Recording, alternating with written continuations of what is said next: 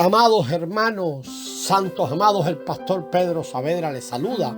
Este es el audio número 22 de la cuarta parte de esta serie de 5 partes, el verdadero evangelio, las buenas nuevas del reino. Ya nos estamos acercando al final de esta cuarta parte.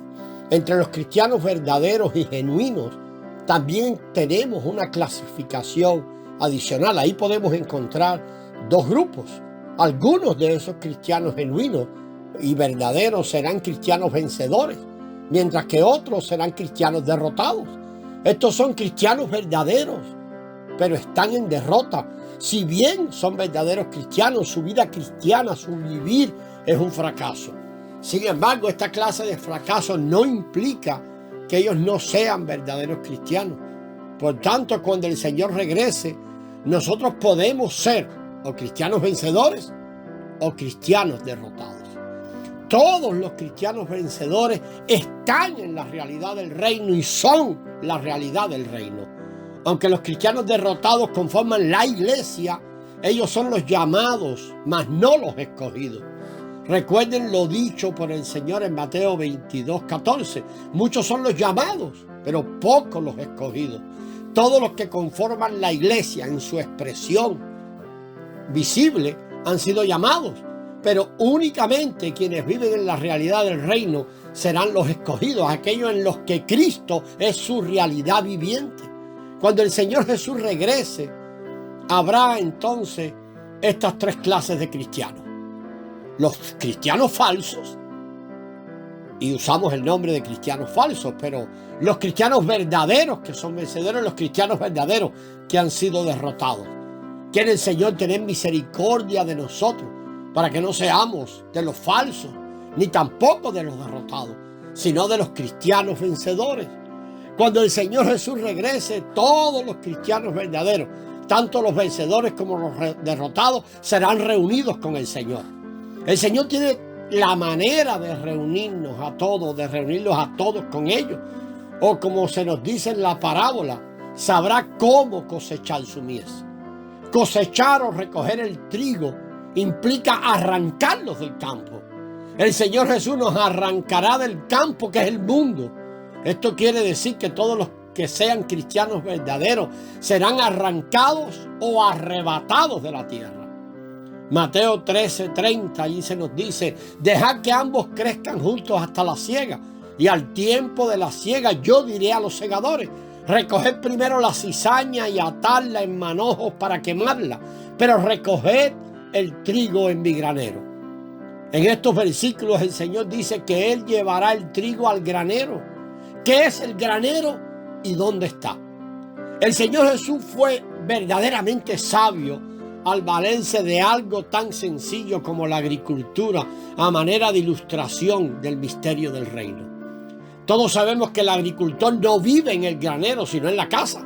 El granero no se encuentra en el campo, ni en la casa del agricultor, sino en el camino que va del campo a su casa.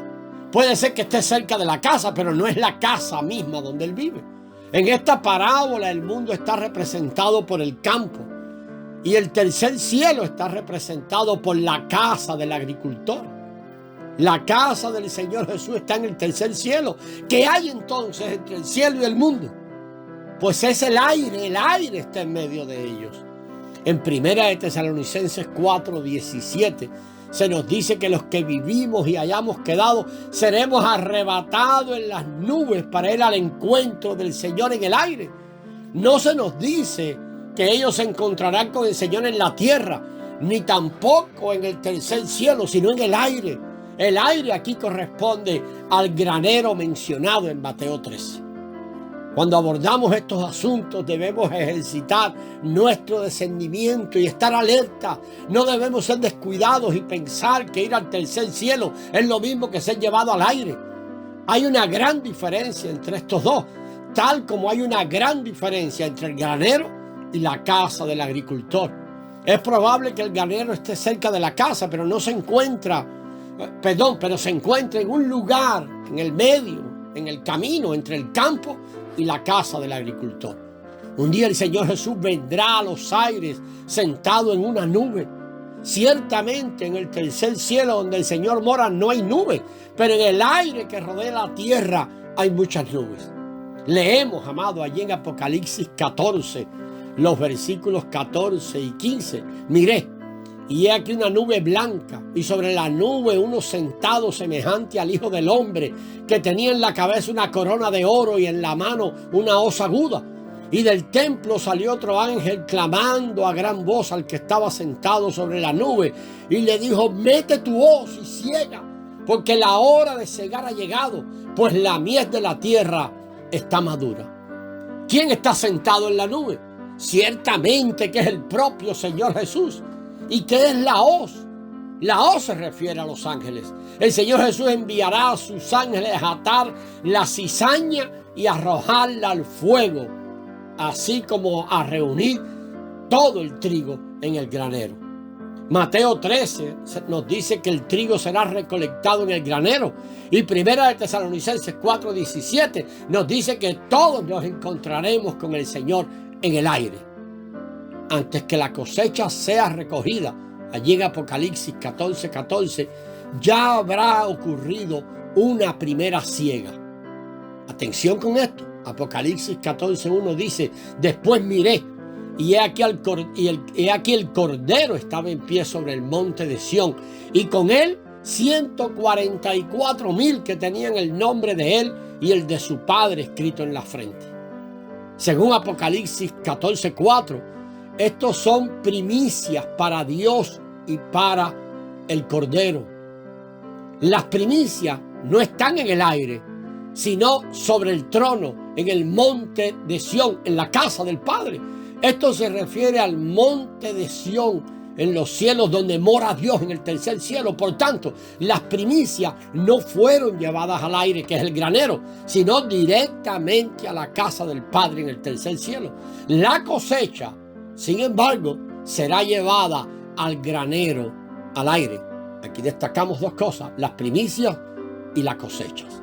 Apocalipsis 12:5, allí leemos: ella dio a luz un hijo varón que pastoreará con vara de hierro a todas las naciones, y su hijo varón fue arrebatado a Dios y a su trono. El hijo varón, quien representa a los vencedores, no será arrebatado al aire, sino al trono de Dios que está en el tercer cielo. Lo leímos claro allí en Apocalipsis 12:5. Fue arrebatado a Dios y a su trono. La cosecha será llevada al aire, que corresponde al granero, pero las primicias irán al monte de Sión, al trono de Dios, que corresponde a la casa del agricultor. El hijo varón será también arrebatado al trono. El Antiguo Testamento presenta un tipo muy claro de este principio. En Éxodo 23:19, sobre todo la primera parte del versículo, dice allí: las primicias de los primeros frutos de la tierra traerás a la casa de Jehová tu Dios. Allí se dice que las primicias de la tierra serán llevadas a la casa de Jehová nuestro Dios. Las primicias no van al granero, sino directamente a la casa de Dios. Esto da a entender que las primicias son para la satisfacción del Padre. Esto nos permite ver que el arrebatamiento de los cristianos no será un evento que ocurrirá únicamente una vez. Primero ocurrirá el arrebatamiento de las primicias, y después el arrebatamiento de la cosecha. Y después vamos a agregarle algo más.